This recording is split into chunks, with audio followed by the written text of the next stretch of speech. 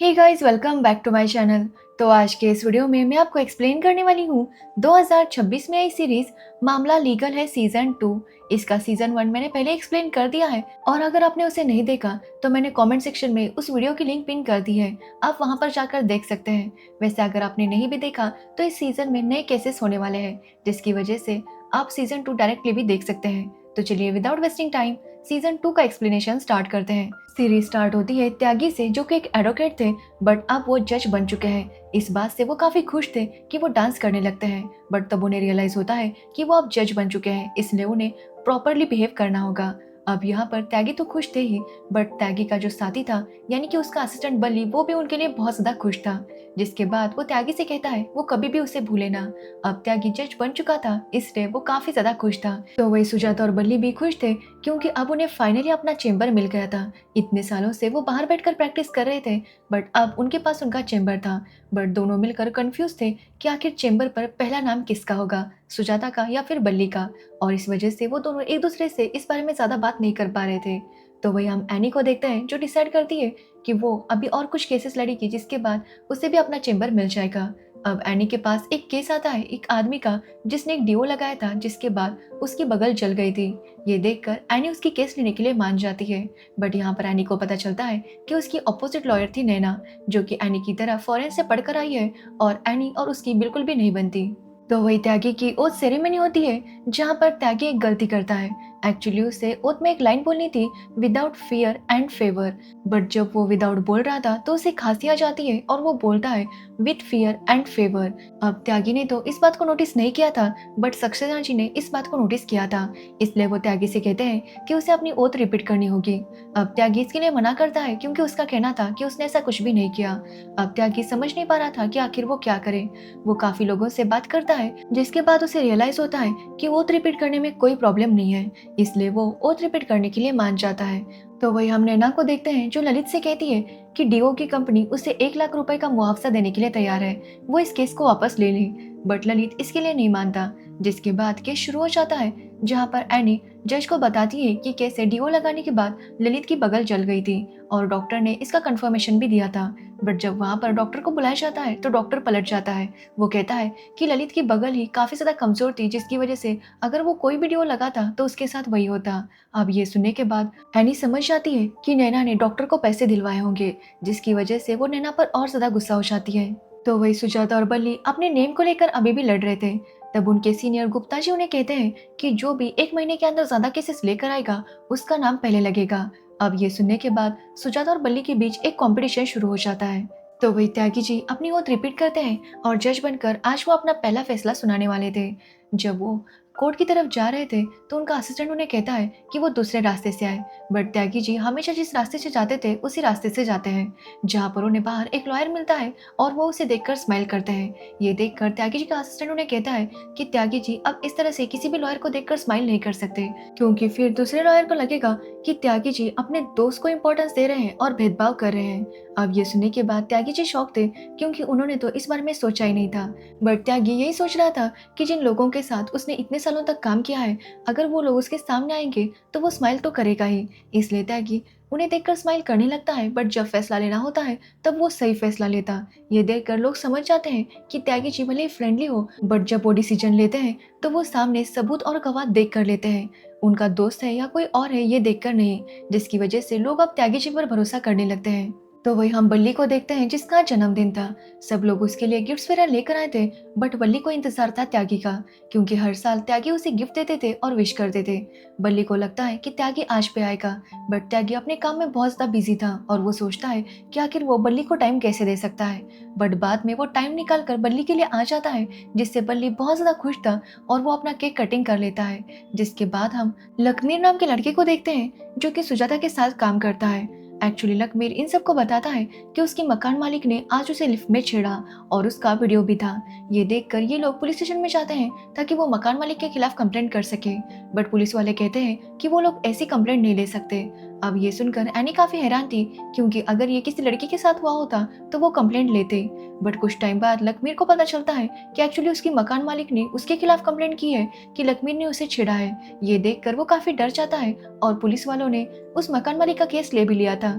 ये देखकर सब लोग पुलिस वालों पर गुस्सा हो जाते हैं, बट हम लखमीर को देखते हैं जो कि काफी डर चुका था और वो मकान मालकिन से माफी मांगता है, जिसके बाद मकान मालकिन उसे कहती है कि वो माफ करेगी, बट लखमीर ये याद रखे कि वो अपनी रूम छोड़कर जाए नहीं। अब लखमीर इसके लिए मान जाता है। अब ये सब देखकर सुजाता और एनी एक आइडिया निकालते हैं। वो दोनों जाकर लखमीर की मकान मालिक पर केस करते हैं कि उन्होंने उसे छेड़ा है। साथ ही वो वीडियो भी दिखाते हैं जिसमें लखमीर को वो छेड़ रही थी।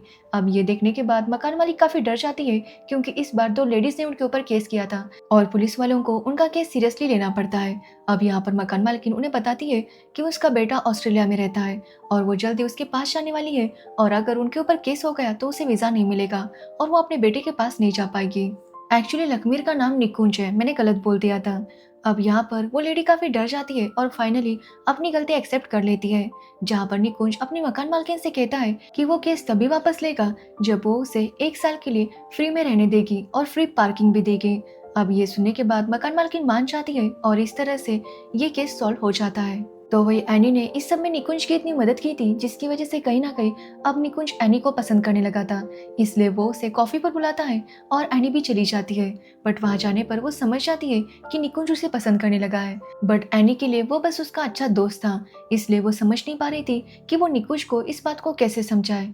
तो वही हम त्यागी जी को देखते हैं जो यही सोच रहे थे कि आखिर इतने सारे केसेस पेंडिंग क्यों है। वो चाहते थे कि जल्दी से इन केसेस पर फैसला हो जाए और लोगों को इंसाफ मिल जाए, बट उनका असिस्टेंट कहता है कि काफी सारे लोगों ने ये करने की कोशिश की है, बट केसेस इतने ज्यादा है जिसकी वजह से वो लोग नहीं कर पाते। वो ये भी बताता है कि एविडेंस रूम तो एविडेंस से भरा हुआ है, क्योंकि केसेस बहुत ज्यादा पेंडिंग है तो एविडेंस भी उनका संभाल कर रखना पड़ता है।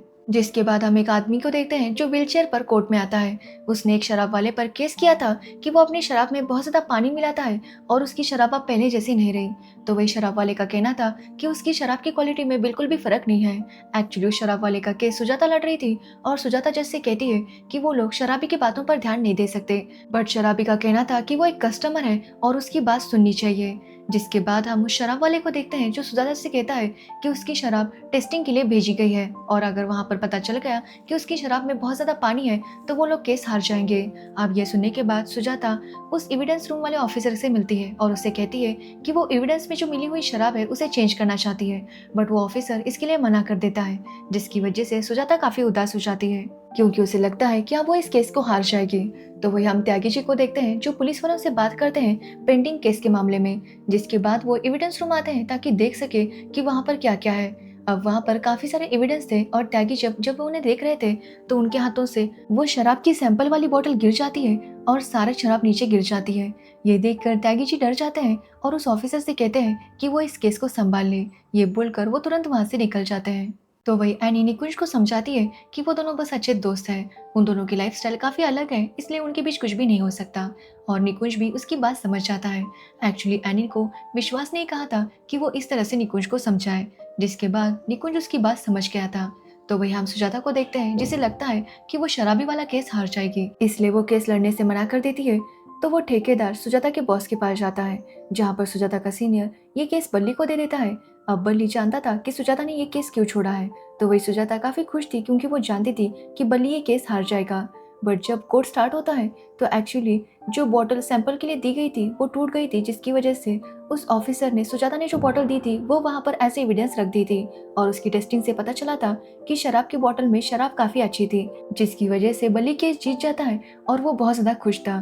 तो वही शराबी जिसने केस किया था ये सुनकर वो खड़ा हो जाता है, यानी कि वो बस ऐसे ही नाटक करने के लिए व्हीलचेयर पर आया था। ये देखकर सब लोग समझ जाते हैं कि शराबी की बातों पर भरोसा नहीं करना चाहिए। तो वही बल्ली के पॉइंट्स काफी अच्छे से बढ़ रहे थे, जिसकी वजह से सुजाता काफी अपसेट थी।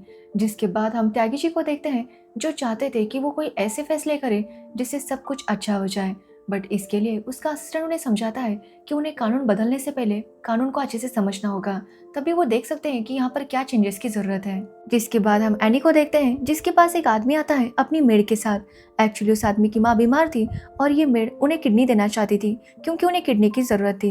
अब ये सुनकर एनी उसे मना कर देती है क्योंकि कोई रिलेटिव ही किडनी दे सकता था, इसलिए वो कहती है कि अगर कोई और देगा और इसके बदले में पैसे लेगा तो ये ऑर्गन ट्रैफिकिंग होगा। बट वो मेड कहती है कि वो इनके यहाँ बहुत सालों से काम कर रही है और उसका बॉन्ड फैमिली जैसा है, इसलिए वो किडनी देना चाहती है। बट ये सुनने के बाद भी एनी मना कर रही थी, बट मेड के कन्विंस करने पर वो मान जाती है। जिसके बाद वो मेड को डॉक्टर के पास लेकर जाती है, जहाँ पर वो मेड सुनती है कि एक किडनी के बदले 8 लाख रुपए मिलते हैं। जो सुनकर वो रुक जाती है क्योंकि उसे तो बस 4 लाख रुपए देने का वादा किया था। अब ये सुनकर एनी समझ जाती है कि ये लोग इस तरह से पैसे लेकर ही किडनी देना चाहते थे, इसलिए वो गुस्से में वहां से निकल जाती है और कहती है कि वो उनके खिलाफ कंप्लेंट करेगी। जिसके बाद एनी आकर अपनी एक सीनियर मैम से बात करती है, जहाँ पर उसकी मैम कहती है कि काफी सारे लोगों को किडनी की जरूरत होती है, बट या तो उनके रिलेटिव्स दे नहीं सकते या फिर देना नहीं चाहते। ऐसे में उन्हें दूसरी चीज का सहारा लेना पड़ता है, मतलब इलीगली लीगल करके किडनी लेनी पड़ती है। इसलिए वो कहती है कि अगर वो मेड सामने से किडनी देना चाहती है और इसके बदले पैसे भी ले रही है तो कोई प्रॉब्लम नहीं है, वो लीगली उसकी मदद कर सकती है ताकि किसी की जान बच जाए। अब ये सुनने के बाद एनी इसके लिए मान जाती है। वो उस आदमी से कहती है कि मेड जितने पैसे मांग रहे हैं उतने पैसे उसे देने होंगे, साथ ही वो उसे 6 महीने की छुट्टी भी देगा। अब वो आदमी इसके लिए मान जाता है, जिसके बाद ये इशू भी सॉल्व हो जाता है। अब एनी और नैना एक दुकानदार के पास जाते हैं, जहाँ से ललित ने वो डिवो खरीदा था। बट अब दुकानदार किसकी तरफ से गवाही देगा? वो दुकानदार कहता है कि उसका एक बेटा है जो कि जेल में है। एक्चुअली वो 16 साल का था और उसकी हरकतें बिल्कुल भी अच्छी नहीं थी। वो दुकानदार कहता है कि या तो वो उसके बेटे को छुड़ाए या फिर उसे सुधारे, जो भी ऐसा करेगा वो उसके बिहाफ पर गवाही देगा। जिसके बाद हम त्यागी जी को देखते हैं, जिनके पास एक शॉर्ट फिल्म आती है और उन्हें रिव्यू करके बताना था कि इसमें कितने कट लगने चाहिए। अब ये देखकर त्यागी जी अपने कलीग को ये काम करने के लिए कहते हैं, पर उनका कलीग कहता है कि त्यागी जी भी उसके साथ रहे। अब वो दोनों मिलकर शॉर्ट फिल्म देखने लगते हैं, बट वो बहुत ज्यादा बोरिंग थी, जिसकी वजह से ये लोग वहाँ पर पेन फाइट नाम का गेम खेलने लगते हैं। जिसके बाद हम एनी और नैना को देखते हैं, जो विश्वास के साथ बच्चों की जेल में जाती है ताकि वहाँ पर वो उस दुकानदार के बेटे के साथ बात कर सके। उसका नाम पवन था और पवन की बातें सुनकर ये लोग समझ जाते हैं कि पवन सुधरना नहीं चाहता। एक्चुअली उसका आइडल एक बहुत बड़ा गैंगस्टर था और वो भी उसकी तरह गैंगस्टर बनकर दुनिया पर राज करना चाहता था। अब उसकी बातें सुनने के बाद नैना, एनी और विश्वास तीनों ही काफी शॉक थे और वो समझ नहीं पा रहे थे कि आखिर वो पवन को कैसे समझाएंगे कि वो थोड़ा सा सुधर जाए। बट किसी के पास कोई रास्ता नहीं था। एक्चुअली पवन तो तिहाड़ जेल जाना चाहता था ताकि वहाँ पर वो बड़े बड़े गैंगस्टर से मिले और उनसे सब कुछ सीखे। अब ये सुनने के बाद ये तीनों उसे तिहाड़ जेल लेकर जाते हैं ताकि दिखा सके कि वहाँ के कैदियों की क्या हालत है। बट जब ये तीनों वहाँ पर पहुँचते हैं तो पवन देखता है कि उसका जो आइडल गैंगस्टर है वो अभी अभी जेल से छूटा था। ये देखकर पवन उसके पीछे भागने लगता है ताकि वो उसका ऑटोग्राफ ले सके। ये देखकर ये तीनों और ज्यादा हैरान हो जाते हैं। जिसके बाद ये तीनों फिर से उसे समझाने लगते हैं, बट अब पवन ने तो ठान लिया था कि वो कुछ भी करके बहुत बड़ा गैंगस्टर बनेगा। जिसके बाद हम सुजाता को देखते हैं, जिसने अपना एक फेक अकाउंट बनाया था और उस पर से वो बल्ली के साथ चैट कर रही थी। अब बल्ली को पता नहीं था ये सुजाता है, जिसकी वजह से वो चैटिंग में बहुत ज्यादा बिजी रहता और अपने काम पर ध्यान नहीं दे रहा था और इसी की वजह से सुजाता के पॉइंट्स बढ़ रहे थे और बल्ली के पॉइंट्स वैसे के वैसे थे। तो वह एनी और नैना पवन को फिर से गैंगस्टर्स को दिखाते हैं, जहाँ पर जेल में गैंगस्टर्स बर्तन धो रहे थे। ये देखकर पवन काफी हैरान था कि इतने बड़े गैंगस्टर जेल में ये सब काम करते हैं। तो उसे पता चलता है कि जिसके बर्तन वो धो रहे थे वो एक बहुत बड़ा स्कैमर है, जिसने करोड़ों रुपए का घपला किया है। अब ये बात सुनकर पवन काफी खुश होता है और डिसाइड करता है कि वो यहाँ से बाहर निकलेगा और बहुत बड़ा स्कैमर बनेगा। अब ये सुनने के बाद एनी उससे कहती है कि स्कैमर बनने के लिए और स्कैम करने के लिए उसे पहले पढ़ाई करनी होगी। इसलिए पवन कहता है कि अब वो पढ़ाई करेगा, जिसके बाद स्कैमर बनेगा। अब ये बात जब पवन के पापा को पता चलती है तो वो बहुत ज्यादा खुश हो जाते हैं, बट वो गवाही देने से मना कर देते हैं क्योंकि एनी और नैना दोनों ने पवन को बाहर निकाला था, इसलिए वो किसी एक के लिए गवाही नहीं दे सकते थे। इसलिए वो दोनों को मना करके चले जाते हैं। जिसके बाद एक आदमी त्यागी के पास आता है उसे कचौरी देने के लिए। वो त्यागी से कहता है कि त्यागी ने पीछे वाले गेट पर जो ताला लगाया है उसकी वजह से वो लोग अब वहाँ पर खाने का स्टॉल लगा सकते हैं और अपना इनकम कर सकते हैं। अब ये बात सुनकर त्यागी भी खुश होता है, जिसके बाद त्यागी को पता चलता है कि कोर्ट का इंस्पेक्शन होने वाला है और इसके लिए एक सीनियर जज वहां पर आने वाले थे। अब ये बात पता चलते ही वो थोड़ा टेंशन में आ जाता है, बट विश्वास कोर्ट को अच्छे से क्लीन करके लेता है, जिसके बाद ये देखकर त्यागी काफी इम्प्रेस था। बट इससे पहले कि वो जज वहां पर आता है, एक आदमी को गेट को छूने से करंट लग जाता है, जिसकी वजह से विश्वास का काम बढ़ जाता है, क्योंकि अब उसे वो सब कुछ भी सही करना था। तभी वहां पर विश्वास से मिलने के लिए उसकी मंगेतर आती है, तो विश्वास उसे एनी के साथ बिठाकर अपने काम में लग जाता है। वो वहां पर इलेक्ट्रिशियन को बुलाता है, बट वो कहता है कि ये उसका काम नहीं है। जिसके बाद वो वहां पर म्युनिसिपल ऑफिसर्स को भी बुलाता है, बट वो भी कहते हैं कि ये उनका काम नहीं है। ये बात जब वो त्यागी को बताता है, तो त्यागी भी समझ नहीं पाता कि आखिर ये काम किसका है। वो कहता है कि वहां पर जो पानी गिरा है उसकी वजह से ये हुआ होगा, तो ये एक्ट ऑफ गॉड है। बट त्यागी के कलीग उसे कहते हैं कि ये एक्ट ऑफ गॉड नहीं है, ये किसी की लापरवाही है, इसलिए उसे ये प्रॉब्लम को सॉल्व करना होगा। जिसके बाद हम देखते हैं कि एक माँ और बेटा कोर्ट में आते हैं, जहाँ पर माँ चाहती थी कि उसका बेटा अपनी वाइफ से डिवोर्स ले। एक्चुअली माँ अपनी बहू के साथ बिल्कुल भी खुश नहीं थी, बट जब बहू और बेटे से बात की जाती है तो पता चलता है कि वो दोनों एक दूसरे से बहुत प्यार करते हैं। बेटा अपनी वाइफ के साथ रहना भी चाहता है, बट अपनी माँ से डरता है। अब वाइफ कहती है कि अगर उसका हस्बैंड उसके लिए गाना गाएगा तो वो उसके साथ ही रहेगी। जिसके बाद फिर से सास बहू में झगड़ा होने लगता है, और ये सुनने के बाद बहू का जो भाई था वो अपनी गन निकाल कर हवा में गोली चलाता है, जिसके बाद वो सास के पीछे गन लेकर पड़ जाता है, जिसकी वजह से अफरा तफरी मच जाती है। तो वही वहां पर सीनियर जज कोर्ट के इंस्पेक्शन के लिए आए थे, उन्होंने भी गोली की आवाज सुनी थी, और ये देखकर त्यागी काफी डर जाता है। बट उस लड़के को पकड़ लिया जाता है और उन्हें पता चलता है कि उस लड़के ने भी व्हाइट शर्ट पहनी थी, जिसकी वजह से चेकिंग करने वालों को लगा था कि शायद ये लॉयर हो सकता है, और इसी वजह से उसकी चेकिंग नहीं हुई थी। अब ये सब देखकर मिस्टर घोष भी काफी डर गए थे, और वो कहते हैं कि उस दिन जो करंट लगा था वो भी एक्ट ऑफ गॉड हो सकता है, क्योंकि कभी कभी ऐसी गलतियां हो जाती है। जिससे त्यागी जी पूरी तरह से रिलैक्स हो जाते हैं। तो वही हम वर्षा को देखते हैं, जो एनी से कहती है कि वो विश्वास को आज प्रपोज करने वाली है, और वो इसके लिए समोसे ऑर्डर करेगी और समोसे खाते हुए उसे प्रपोज करेगी। इसलिए वो आनंद के समोसे ऑर्डर करने लगती है, बट एनी कहती है कि विश्वास को तो मंगेश के समोसे पसंद है, अगर मंगेश की दुकान बंद होती है तो ही वो आनंद के समोसे खाता है। लेकिन फिर भी वर्षा आनंद के ही समोसे मंगाती है। जिसके बाद जब विश्वास उसके पास आता है तो वो उसे रिंग पहनाती है, जिससे विश्वास काफी खुश होता है। जिसके बाद वो समोसे खाने लगता है, तो कहता है कि ये तो आनंद के समोसे हैं, क्या मंगेश की दुकान बंद थी। ये सुनने के बाद उसकी मंगेतर वर्षा काफी गुस्सा हो जाती है और अपनी रिंग को लेकर वहां से निकल जाती है। जिसके बाद त्यागी जी को पता चलता है कि सज्जन पटनायक नाम के एक आदमी को कोर्ट में हाजिरी लगवानी थी, बट वो काफी सालों से गायब था और पुलिस उसे ढूंढ रही थी, और उसका लोकेशन इसी कोर्ट से आया था। इसलिए वो विश्वास से कहता है कि वो जल्दी से सज्जन पटनायक को ढूंढे, क्योंकि यहाँ पर लोक अदालत लगने वाली थी और यहाँ पर काफी सारे लोग आने वाले थे। अब विश्वास भी अपने काम में लग जाता है, बट वो साथ ही एनी को इग्नोर कर रहा था, क्योंकि एनी की वजह से उसका और वर्षा का ब्रेकअप हो गया था। जिसके बाद हम देखते हैं कि लोक अदालत में एक केस आता है, जहाँ पर दानिश नाम का आदमी एक कुलवंत नाम के बंदे के साथ रिलेशनशिप में था, बट कुलवंत की डेथ हो चुकी थी, और उसकी डेथ के बाद सारी प्रॉपर्टी कुलवंत की वाइफ को मिलने वाली थी। बट दानिश का कहना था कि वो और कुलवंत इतने सालों से रिलेशन में थे, तो उसे भी कुछ मिलना चाहिए। अब यहाँ पर दानिश का केस सुजाता लेती है और कुलवंत की वाइफ का केस बल्ली लेता है, और दोनों लड़ने लगते हैं। लेकिन इसके बारे में जब उनके सीनियर को पता चलता है तो वो दोनों पर काफी गुस्सा हो जाते हैं, क्योंकि वो दोनों एक ही चैम्बर थे बट एक दूसरे के अपोजिट लड़ रहे थे। इसलिए वो उन दोनों से कहते हैं कि वो दोनों पॉइंट्स के लिए इतने ज्यादा गिर सकते हैं, ऐसा उन्होंने कभी भी नहीं सोचा था। अब ये सुनने के बाद बल्ली और सुजाता दोनों को ही अपनी गलती का एहसास हो जाता है, और दोनों डिसाइड करते हैं कि वो आइंदा कभी आपस में नहीं लड़ेंगे।